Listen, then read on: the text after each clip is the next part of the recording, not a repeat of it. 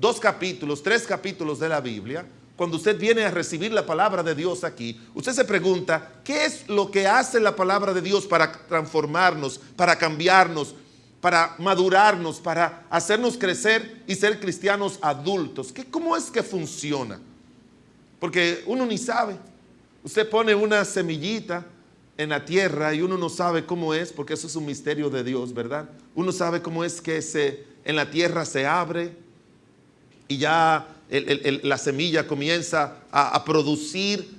Y uno no sabe qué es lo que hay ahí, cuáles son los nutrientes que tiene la tierra que le comunica, porque si la ponemos dentro de papel no pasa eso, si la ponemos en tela no pasa eso, si la ponemos en cualquier lugar que pongamos una semillita no pasa. ¿Por qué? Cuando lo ponemos en la tierra sí pasa.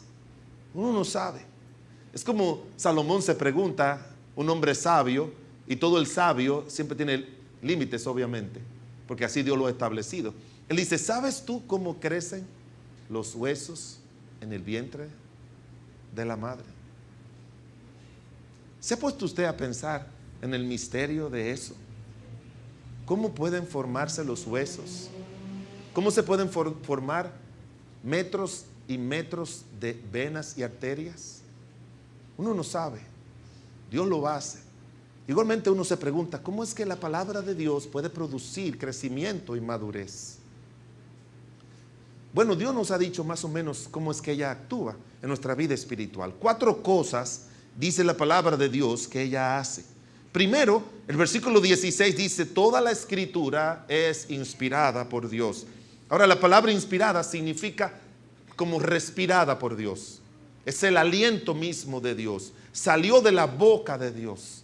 Es una palabra teonesto en el griego que significa como resteo de Dios y nesto respirada por Dios. Sale del aliento de Dios. Y los estudiosos han clasificado los 3 aspectos que tienen que ver con las escrituras. Primero, la palabra de Dios es revelada por Dios al hombre. Eso es lo primero. Dios le revela su palabra al hombre. Le dice a Jeremías, dice, palabra de Jehová que vino a mí. O el apóstol Pablo cuando se escribe, ellos se sientan ahí porque Dios le va a revelar algo que ellos no conocen. Pero en segundo lugar viene la inspiración. Y la inspiración tiene que ver de que Dios controla por su Espíritu Santo, que aunque Él usa al escritor divino, al escritor humano, no puede haber error humano en lo que Él escribe acerca de Dios. O sea, la inspiración tiene que ver con eso, evitar. Por eso dice que la palabra de Dios es inerrante e infalible. Porque Dios vela, aunque los autores, Él no los pone a un lado y dice, no es un dictado que ellos van a escribir y ya. No, el Señor usa la personalidad de cada autor, pero Él cuida eso. Y luego que viene la revelación, la inspiración, en tercer lugar viene la iluminación. ¿Y qué es la iluminación? La capacidad que le da el Espíritu Santo al que la lee de entender lo que Dios ha revelado y lo que Dios ha inspirado. Así que cuando nosotros tomamos la palabra de Dios y la leemos, tenemos que estar 100% seguros que este no es un libro sagrado más, ni es el libro sagrado de los cristianos, es el libro de Dios. Es el libro de Dios. Dice que es inspirada por Dios y que es útil. Ahora, útil significa va a hacer su obra. Va a hacer su obra. Va a hacer su obra. ¿Y cómo la hace? Primero dice la Biblia que es enseñar. Ahí está el versículo 16, dice, y útil para enseñar. La palabra enseñar aquí significa un conocimiento del que no se tenía información previa. Es la palabra que se utiliza mucho en otros versículos. En el idioma original que fue escrito, es la misma palabra griega que se traduce como doctrina en otros pasajes de la Biblia. Es la misma. Y la palabra que más se repite en el libro de Primera y Segunda de Timoteo y Tito, las cartas pastorales, es la palabra doctrina. Aparece 13 veces en esas 3 cartas. 10 solamente en Primera y Segunda de Timoteo. Para recordarle a Timoteo que él, que era un pastor, que era un hombre que iba a estar ayudando, le enseñara al pueblo que lo más importante era que aprendieran doctrina. ¿Y qué significa aprender doctrina? Aprender las cosas de Dios tal como Dios la ha revelado en su palabra. Una de las batallas que tenemos nosotros los pastores es cuando nosotros vamos a la Biblia y queremos tener un conocimiento más específico, más información, tenemos obligatoriamente que ir a nuestros libros, comentarios, teología. Tenemos que ir obligatoriamente a esos libros para esa gente ha estudiado y ha aprendido, pero ya con el paso del tiempo, uno lo primero que tiene que saber es que cuando uno va a auxiliarse de ellos, son los hombres tratando de interpretar la Biblia. Y ahí sí hay error. Ahí sí hay error. No hay error en la inspiración, no hay error en la revelación, ni hay error en la iluminación. Donde está el error no es en la Biblia, sino cómo los hombres interpretan la Biblia. Hombres cristianos y hombres no cristianos. Hombres buenos, hombres fieles, pero ellos interpretan la Biblia en eso. A mí me gusta cuando leo de esos muy conocidos, famosos teólogos, intérpretes de la Biblia, que encuentro sus errores y eso me da mucha tranquilidad para seguirlo leyendo. Usted me dice, pastor, pero no debería leerlo. No, porque eso me recuerda que son hombres y que yo tengo que mirar con cuidado lo que yo leo de ellos, porque mis convicciones no pueden venir de Lutero. ¿Sí me entienden, hermanos? Y mire que Lutero fue el que dio a conocer, ¿verdad?, la doctrina de la justificación. Tremendo siervo de Dios. Pero mis convicciones no pueden venir de Lutero, porque a Lutero nadie lo convenció, sino solo en un convento donde él estaba, él se puso a leer Romanos, y Romanos 1, 16, sobre todo 17, esa iluminación que Dios le dio, fue lo que le permitió a él entender la doctrina de la justificación por la fe. Él solo. Él no leyó a San Agustín, él no leyó a Santo Tomás de Aquino, que eran los padres de la iglesia en esa época. Él no tenía, en ese momento, él no tuvo contacto con ninguno de ellos, aunque había sido formado por ellos. Pero lo que lo cautivó y lo que lo movió a escribir sus 95 tesis y lo que lo guió a la conversión fue cuando él se sentó y leyó Romanos 1:17. El justo por la fe vivirá. Eso fue. Lea la historia. Todos esos grandes hombres con sus aciertos y sus desaciertos fueron famosos porque fueron convencidos por un encuentro personal con la palabra de Dios. Y como él han venido muchos otros más, teólogos buenísimos, pero tienen sus errores. No hay error en la palabra, pero sí hay error en los hombres interpretando la palabra de Dios. Sí los hay. La doctrina de la expiación, por qué causa murió Cristo, tiene como 7 formas diferentes de interpretarla. 7. La doctrina comercial, la doctrina sacrificial. Cuando uno estudia la teología hay diferentes interpretaciones. Usted se pregunta, pastor, ¿y qué yo hago con todo eso? Sencillo. ¿Qué dice la Biblia? ¿Qué dice la Biblia? Que Cristo murió por nuestros pecados. Ellos lo que complican es, sí, pero cuando Cristo murió, dicen ellos, ese pago, ¿a quién fue que se lo hizo? ¿A Satanás? ¿Para liberarnos? ¿Para Dios? ¿Para reivindicar su justicia? Así ellos comienzan a pensar más allá de lo que la Biblia dice, tratando de ayudarnos. Y yo le digo, no me ayude. No me ayude. Ya la Biblia me ha dicho que Cristo murió por nuestros pecados. No, pero ¿por quién fue que murió Cristo? No te preocupes, Él dice que murió por todos. ¿Pero quién es todo? Así dicen ellos. ¿Todos es todos? No, todos son estos, aquellos. Y hay batallas con respecto a qué significa todo. No le haga caso a eso. Te lo dice alguien que lo ha leído, lo ha leído, lo ha buscado. No le haga caso a eso. Que afirma lo que la Biblia afirma y niega lo que la Biblia niega. Ya, eso es sencillo. Mark Twain decía, y a mí no me preocupa lo que yo no entiendo de la Biblia. A mí me preocupa lo que entiendo porque de eso soy responsable. Y todo se puede entender en la palabra de Dios, pero tú tienes que quedarte con ella solamente. Es útil para enseñar, es para darnos el conocimiento de Dios y sus mandatos de primera mano. De primera mano. De la única mano que tenemos que recibirla es de Dios. De la única mano que debemos recibirla. La enseñanza de las Escrituras, hermanos, debe ser algo que debe estar siempre nosotros recibiéndola directamente de Dios. No vamos a dejar que los hombres, podemos buscarle. Yo siempre estoy mirando qué dice este, qué dice el otro, porque siempre tiene muchas cosas buenas en sus estudios, pero siempre con cuidado, sabiendo de que estoy leyendo qué dice un hombre sobre lo que dice Dios. Debo ponerle un ejemplo. En una ocasión, Cristo reunió a sus discípulos, para que usted entienda cómo los hombres ven las cosas de Dios. Cristo reunió a sus discípulos y Él dice, ¿qué dicen los hombres que es el Hijo del Hombre? ¿Sí lo recuerdan eso? Unos decían ¿qué? Él decía, no, tú eres Elías. Otros decían que tú eres Jeremías o alguno de los profetas. Tú eres Juan el Bautista que levantó de los muertos. Y siempre la gente tiene opinión diferente de Cristo, de las cosas de Cristo.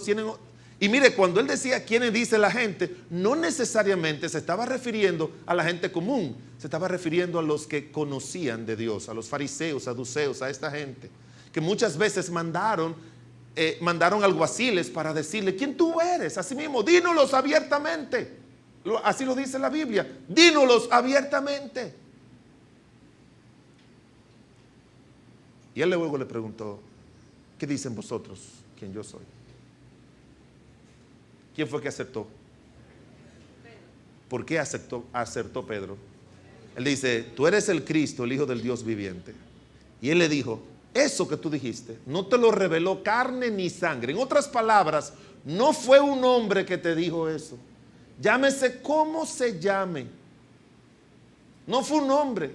Y en la Biblia dice, en el libro de San Juan, capítulo 1, que a los suyos vino, los suyos no le recibieron, mas a todos los que le recibieron, a los que creen en su nombre, les dio potestad de ser hechos hijos de Dios, los cuales no son engendrados por voluntad de carne ni voluntad de varón. No interviene en eso. Pablo dice, cuando yo recibí el evangelio, yo no consulté a hombres, aunque los hombres a quienes él se refería eran a los apóstoles. Y él mismo dice que el evangelio que yo recibí, lo recibí por revelación. Y él mismo dice, si yo, un ángel del cielo o quien sea, le enseña otra cosa diferente, sea anatema. Y él se incluye. Porque esos hombres, cuando hablan inspirados, le hacemos caso. Pero cuando no, no. Yo le puedo preguntar a ustedes, ¿cuántas epístolas escribió Pedro? ¿Cuántas epístolas? ¿Cuántas? No, muchísimas más. Pero esas dos son las únicas inspiradas. ¿Sí me entiende? Muchísimas más. Pablo escribió muchísimas más. Eso es lo que dice la historia. Muchas más. Porque recuérdense que las epístolas o las cartas, bueno, una epístola es una carta, porque ya es un término que no se usa mucho. Un pastor aclaró eso, le dijo, hermano, una epístola es una carta. Y entonces una hermana después del culto le dijo, pastor, gracias por la aclaración. Dice, ¿cuál aclaración? Que usted explicó que una epístola es una carta. Pero yo tenía una idea de que era otra cosa. Y el pastor por curiosidad le dijo, ¿qué tú pensabas que era? Oh, yo pensaba que las epístolas eran las esposas de los apóstoles. Porque como que se parece, ¿verdad? Siempre decían la epístola de Pedro, la epístola de Juan. Pero ellos escribían muchas más ellos escribieron. Pero esas dos eran las únicas inspiradas. ¿Qué significa eso? Que esas dos vinieron del cielo. Y gracias a Dios, gracias al Padre Celestial que hace sus cosas perfectas, que no existe ni una copia de esas otras cartas o epístolas que los apóstoles escribieron. ¿Sabe por qué? Porque yo sospecho que en ella habían errores que contradecían lo que ellos dijeron inspirados. Yo estoy seguro de eso. Porque un hombre que habla de Dios solamente no se equivoca cuando habla por revelación divina. Y por eso dice, toda la escritura es útil para enseñarnos. Recuerden, hermanos, es para recibir de primera mano y de la mano del Espíritu Santo, que fue quien la inspiró. Cuando nos sentamos en nuestra casa, estamos recibiendo la palabra de Dios de primera mano por el Espíritu de Dios. Dice, si usted tiene su Biblia todavía abierta ahí en 2 de Timoteo 3:16, dice, toda la escritura es útil para enseñar, en segundo lugar es útil para redarguir. Ahora, la palabra redarguir es una de las palabras más pintorescas de estas cuatro. Es la más pintoresca. La palabra redarguir es reprochar, es dar evidencias de que algo es malo o es incorrecto. Y en la Biblia, esa palabrita que fue escrita en el idioma griego se traduce en otras partes de la Biblia y no siempre dice redarguir, sino lo que significa redarguir. Así se traduce. Por ejemplo, en el libro de Hechos 12:5 dice la Biblia que la palabra, en Hebreos 12:5, no tienen que buscarlo, pero en Hebreos 12:5, hablando de eso, dice, y habéis ya olvidado la exhortación que como a hijos se os dirige diciendo, hijo mío, no menosprecie la disciplina del Señor, ni desmayes cuando eres reprendido por él. Esa palabra, redarguir, que aparece en 2 de Timoteo 3:16, es la misma palabra aquí cuando eres reprendido por él. Entonces Dios tiene autoridad porque somos sus hijos y Él nos está formando para que maduremos. Él nos reprende. Él nos reprende. Él siempre nos dice, está malo eso. Ahí siempre está el Señor. Por eso Él quiere que esté en nuestra mente su palabra, porque siempre nos va a recordar, eso está mal. El Espíritu Santo nos recuerda que eso está mal, pero también nos trae versículos y verdades a la Biblia para convencernos a nosotros que eso está mal. Y tenemos que tener mucho cuidado, hermanos. Mire, los primeros años de mi vida ministerial, yo lo pasé medio angustiado. No sé por qué, Dios lo sabrá. Pero había un personaje que me angustiaba mucho, que yo fuera igual que él. No sé por qué, de verdad, todavía no lo sé, Dios sabrá. Y es Saúl. Dios le dijo a Saúl, le dio una orden a Saúl. Y le dijo a Saúl, mira, le dio una palabrita que si Dios no nos la repite todos los días a nosotros, cuando leemos la Biblia o cuando la oímos, tácitamente está impresa, implicada ahí. Después Samuel dijo a Saúl, Jehová me envió para que te ungieses por rey sobre su pueblo Israel. Ahora pues está atento a las palabras de Jehová. Está atento. Tiene que estar atento, le dijo. Y él parece que, aunque le prestó cierta atención, parece que él no entendía todo lo que significaba cuando Dios decía, haz esto así o no lo hagas así. Y luego él hizo exactamente lo contrario. Samuel lo reprendió y le dijo, ¿por qué pues no has oído la voz de Jehová? Así le dijo, ¿por qué no has oído la voz de Jehová? Y luego le dijo, quiero explicarte, reprenderte para decirte qué significa cuando Dios le dice a alguien que haga esto así y no lo hace así. No lo hace así. Te dirá, bueno, es desobediencia, es más que desobediencia. Es más que desobediencia. Él dice, porque como pecado de adivinación, usted sabe cuánto Dios aborrece la adivinación, es la rebelión. Y como ídolos e idolatría, la obstinación. Por cuanto tú desechaste la palabra de Jehová, Él también te ha desechado para que tú no seas rey. Cuando alguien desecha la reprensión de Dios, cuando Dios dice no a algo, tú y yo tenemos que oírlo atentamente. Porque eso significa que si hacemos lo que Dios nos dice que no hagamos, estamos desechando la palabra de Dios y estamos cayendo en pecado de rebelión y el peor, que menos me gusta, la obstinación. ¿Sabe lo que significa obstinación? No lo haga, sí lo voy a hacer. No lo haga, sí lo voy a hacer. No lo haga, sí lo voy a hacer. Te va a pasar esto, no importa, lo voy a hacer. Así le decimos nosotros a Dios. Yo no he encontrado a nadie que haya llegado al pecado sin que Dios de muchas maneras le haya hablado para que no llegue ahí. Y cuando tú y yo llegamos al pecado, eso significa rebelión, eso significa obstinación, eso significa que hemos desechado a Dios y su palabra. Por eso Él siempre está con su palabra, nos reprende.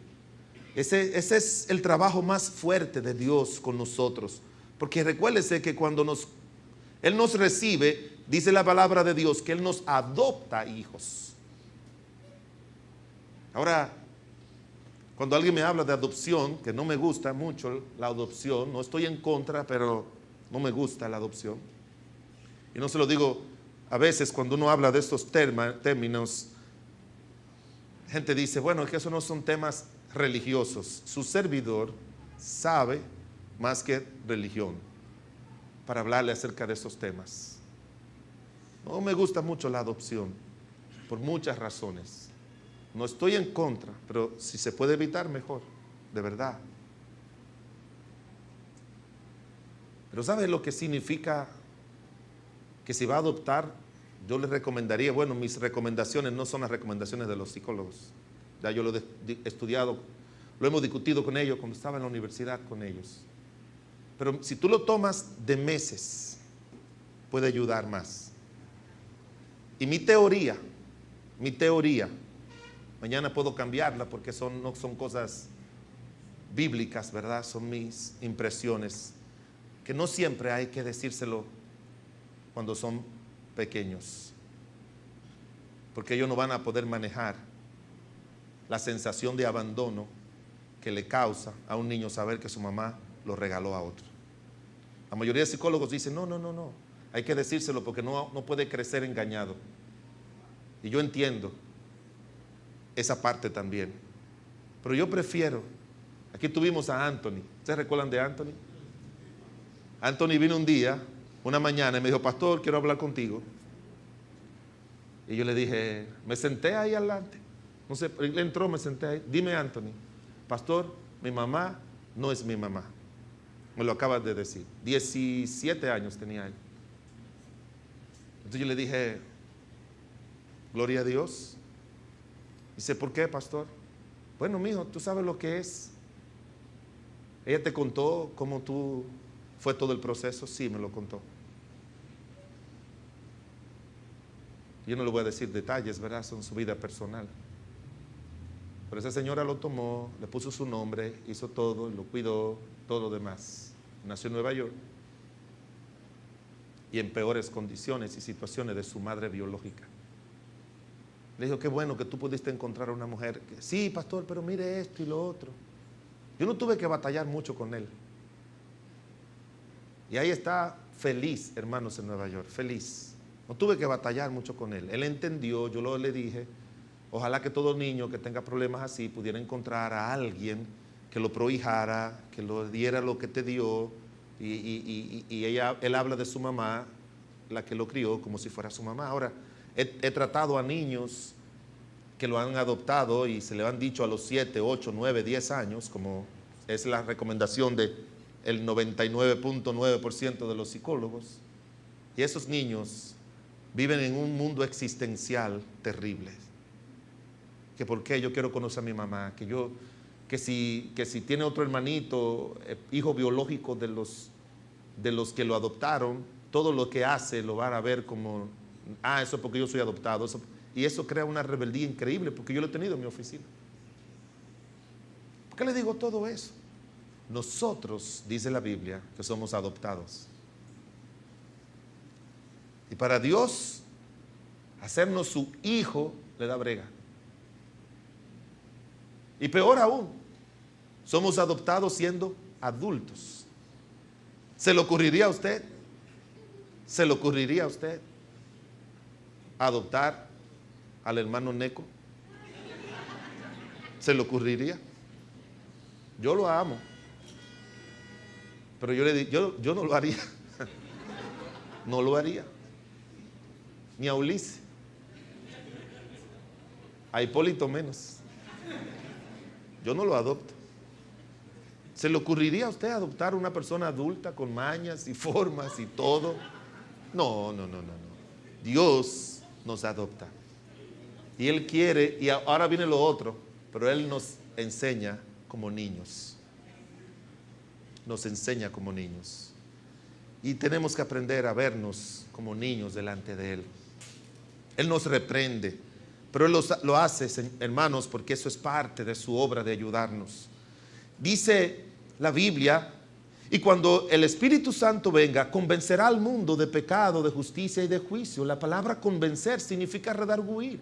Convencer significa darte razones de por qué eso está bien y por qué eso está mal. Eso es lo que significa redarguir. También dice la Biblia que cuando fueron a llevarle a una mujer que fue descubierta en el acto mismo del adulterio, y el Señor le dijo, el primero que esté sin pecado, tire la piedra. Le dijo, pero ellos al oír esto, acusados por su conciencia, salían uno a uno, comenzando desde los más viejos hasta los postreros, y quedó Jesús solo y la mujer que estaba con él. Dice, acusados por su conciencia, es la misma palabra que se utiliza para decir redarguir allá en el 2 de Timoteo. Nuestra conciencia, nuestro ser interior nos acusa, porque Dios ha dejado su palabra ahí para decirnos que eso está mal. Esa es la obra de la palabra. En Judas dice que es como quedar convicto. Es como meterte preso para que tú entiendas de que eso no debe hacerlo. Es como, ponte en la esquina ahí, como lo decían antes a nosotros. Vete a tu cuarto que está de castigo. Eso hace el Señor muchas veces, nos recluye para decirnos a nosotros de que lo que estamos haciendo está mal. Por eso otra vez ahí en Timoteo, en 2 de Timoteo, el pasaje que usted tiene, dice la palabra de Dios, toda la escritura es inspirada por Dios y es útil para enseñar, para poner la verdad de Dios en nuestros corazones sin intervención de hombres. 2, para redarguir, que es corregir, reprochar. 3, para corregir. Y ahora esta palabra no tengo que explicársela mucho. Usted sabe que hay una cantidad inmensa de palabras en el idioma español que vienen originalmente del idioma que más influyó culturalmente en el mundo, que fueron los griegos, más que el latín. Del latín lo único que se hizo fue que se derivaron las lenguas romances, pero el griego es de donde salió todo. Y esa palabra es una palabra compuesta que significa sin y orto. Ahora, la palabra orto significa correcto, ortografía, una grafía o un escrito correcto. Ortopeda, el que pone los huesos derechos. Entonces, la palabra aquí es una palabra así, trae esa palabra y es poner en orden, enderezar, rectificar lo defectuoso, restaurar a un estado correcto. Es una mejora en la vida y en el carácter. Es ponernos a caminar por lo recto. Esa es la obra de la palabra de Dios. Y luego dice la próxima palabra es instruir.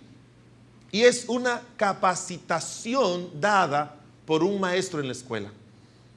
Eso es lo que significa educación sistemática. Eso significa que Dios nos va a ayudar a nosotros, más que enseñarnos, nos va a dar maneras, formas, técnicas que nos ayuden a nosotros a poner en práctica lo que nosotros debemos hacer. Nos instruye. Profesora, yo quiero saber cómo es la raíz cuadrada. Yo te expliqué. Sí, pero como se me ha olvidado. Te voy a dar un tip que no se te va a olvidar. Un buen profesor tiene eso. Te voy a decir una manera en que no se te va a olvidar. Trigonometría, raíz cuadrada, álgebra. Me mandaron un mensajito de WhatsApp con la cara de Baldor. ¿Se recuerda de Baldor? Del álgebra de primera, de Baldor. Y decía, este fue el primer terrorista que conocí. Como es árabe, y los árabes son buenísimos en matemática, y entonces mandan eso porque Yo no creo que haya una persona que no haya tenido problemas con Baldor y ese famoso libro de álgebra de Baldor. Pero hay profesores de matemáticas. Ese pastor Ramón de Jesús Lebrón, que es ingeniero, estaba en una librería y me dijo un muchacho: yo no tuve ni un solo problema en todas las matemáticas que di en la universidad, estudiaba ingeniería, porque el pastor Ramón de Jesús me enseñó esto y esto. Esos profesores buenos te dan un camino para tú aprender que toda la matemática, ellos primero que te dicen, la matemática es un lenguaje.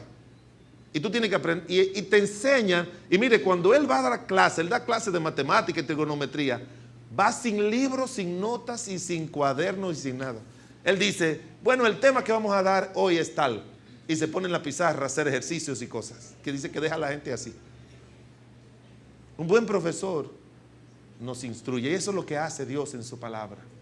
Nos da instrucción, nos hace el camino mejor, más corto, un camino más seguro para ir. Por eso, como crecemos espiritualmente, cuando recibimos esa enseñanza de la palabra de Dios, ese redarguir, ese corregir y ese instruir. El doctor Warren Wiersbe, en su libro, lo pone de esta manera. Él dice, enseñar, mostrarnos lo correcto, lo que es correcto. Redarguir, decirnos lo que no es correcto. Corregir, indicarnos cómo ser correcto. Y instruir, cómo permanecer en lo correcto. Muy bueno esas 4 formas, ¿verdad?, de él decirlo. Enseñar, mostrarnos lo que es correcto. Nos enseña, mira, esto es lo correcto. Eso es lo bueno, eso es lo real. 2, redarguir, decirnos lo que no es correcto. 3, corregir, indicarnos cómo ser correcto e instruir cómo permanecer en lo correcto. Y recuérdese que dice al final de Timoteo, a fin de que el hombre de Dios sea perfecto. Eso significa que alcance la madurez espiritual. Y luego dice, preparado para toda buena obra. Todo lo que ese hombre hace, dice la Biblia en el libro de Salmos 1, bienaventurado el varón que no anduvo en consejo de malos, ni estuvo en camino de pecadores, ni en sillas de escarnecedores se ha sentado, sino que en la ley de Jehová está que su delicia, su delicia. Y luego dice, y en su ley medita de día y de noche. ¿Cuál es el resultado? Será como árbol plantado junto a corrientes de agua, que da su fruto a su tiempo, su hoja no cae y todo lo que hace prosperará. Tantos libros de autoayuda y tantas disparates que se leen y se oyen por ahí para que la gente le vaya bien y prospere, cuando dice la Biblia, tan fácil que Dios nos hace prosperar. Enséñeme usted en la Biblia un ejemplo de un creyente que hizo eso y Dios no lo prosperó espiritualmente, económicamente, matrimonialmente, familiarmente, sus hijos, en salud. Enséñeme uno o una que haya hecho esto y Dios no le haya prosperado. Y yo le puedo enseñar cientos de creyentes que han hecho eso y Dios lo ha bendecido y lo ha prosperado. Yo le puedo enseñar también lo que no me gusta enseñarle, los que no han hecho esto y por eso no han prosperado en su vida. Por eso pierden lo que Dios le da. Por eso nunca alcanzan lo que se proponen. Por eso no pueden exhibir su vida. Por eso a veces tienen envidia de aquellos que Dios bendice, porque se han quedado atrás. Y no es que Dios hace acepción de personas, es cuando nosotros, igual que Saúl, nos ponemos rebeldes, nos ponemos obstinados y no nos damos cuenta que este es el alimento divino y no lo que nosotros tenemos aquí. No lo que tenemos aquí. No sea sabio. Hay mucha gente que vive la vida por sus opiniones. que no hay manera. Yo me siento, gente viene y me dice, pastor, quiero que usted me dé un consejo.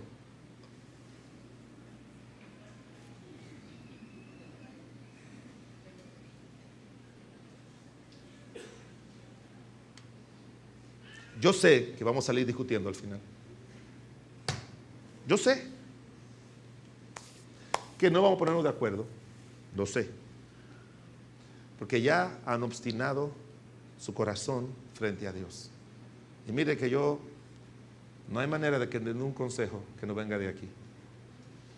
Porque si yo creo que esto hace prosperar, yo se lo voy a dar a usted para que usted haga conforme a lo que en él está escrito. Porque entonces harás prosperar tu camino y todo te saldrá bien. Pero hay gente, hermanos, que ya... Alguien dijo, cuando Dios rehúsa corregir, es porque está designado, está determinado destruir. No deje las correcciones de Dios, no deje la instrucción de Dios. Porque la única persona que puede ayudarte a que te vaya bien en la vida es Dios. Y esto se lo estoy diciendo porque lo dice la Biblia. Y la única persona que te va a ayudar a que no te vaya bien, ¿quién es? ¿Quién? Dios. Dios. No Satanás, Dios. Al cristiano que no le va bien, no le eche la culpa a Satanás. Échasela a Dios. Porque Dios no te va a dejar vivir tu vida sin consecuencias. No. Él dice en el libro de Jeremías, yo velo el mal sobre ustedes. Yo estoy leyendo Jeremías ahora. Cuando tú lees Jeremías y los profetas, tú te vas a dar cuenta que Dios le dijo que él se volvió su enemigo. ¿Tú lo has leído eso en la Biblia? Así lo dice. Y yo prefiero tener a Satanás de enemigo y no a Dios.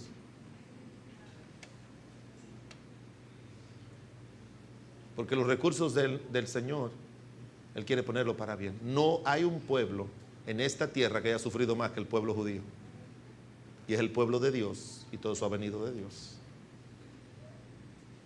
Y Dios quiere bendecirnos, hermanos, ayudarnos, pero es de acuerdo al librito. Padre bueno, misericordioso Dios, santo Dios, eterno Dios, divino Dios, contento y agradecido estamos de ti, Señor amado, porque nos has dejado tu palabra. Y como dice la Biblia ahí en Deuteronomio, para que la pongamos por obra, para que te conozcamos, te temamos. Danos un corazón humilde, Señor. Saca toda obstinación.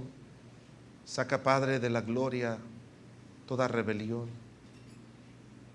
Y como dice la canción, Señor, todo vicio y maldad, desarráigalo de cada uno de nosotros, para que haya un terreno fértil a tu palabra, para que ella haga la obra en nuestro interior y bendiga nuestra vida exterior.